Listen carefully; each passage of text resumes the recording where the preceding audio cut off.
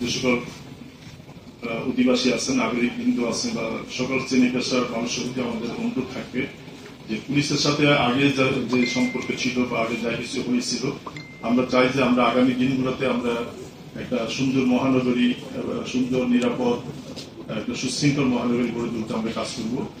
Police তার সর্ব শক্তি দিয়ে বা যে সামর্থ্য আমাদের আছে পুলিশের, সেটা দিয়ে আমরা কাজ করব। জনগণ যাতে বা আপনারা যারা আছেন, আমরা এখানে জনগণের সাথে আপনারা যারা মিডিয়া যারা কর্মী যারা আছেন, মিডিয়ার সাথে যারা সংশ্লিষ্ট, আপনাদের একটা ভূমিকা এখানে আছে। আমরা আপনাদেরও সহযোগিতা চাই। আমরা চাই যে আপনারা সমালোচনা করবেন, সেটা পজিটিভ সমালোচনা করেন, যাতে করে ওই সমালোচনা থেকে আমরা শিক্ষা নিতে পারি। বাট নেতিবাচক যদি ইয়া হয়, সমালোচনা হয়, সেক্ষেত্রে অনেক সময় আমাদের অফিসের পোস্টে কিন্তু মনোবল নষ্ট হয়। কারণ আমার ইতিমধ্যে অনেকে বলছে যে তাদের বিরুদ্ধে অনেক অভিযোগ, হয়তো তাদের বাসায় যে তারা বলছে এগুলো অতিরঞ্জিত বা এটা সত্য না। এইসব ক্ষেত্রে তারা একটু ইয়ে হয়, মনোবল হারিয়ে ফেলে।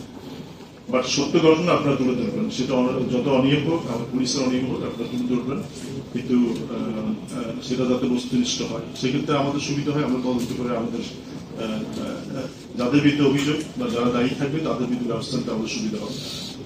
তো আমি আশা করি আপনাদের সহযোগিতা প্লাস সার্বিকভাবে এই মহানগরীর বা রাজশাহী মেট্রোপলিটন পুলিশের সকলের আমরা সহযোগিতা আমরা পাবো। আমরা ইতিমধ্যে এখানকার অধিকাংশ রাজনৈতিক দলের নেতৃবৃন্দ অনেকে আমাদের সাথে আমার কাছে এসেছেন দেখা করতে।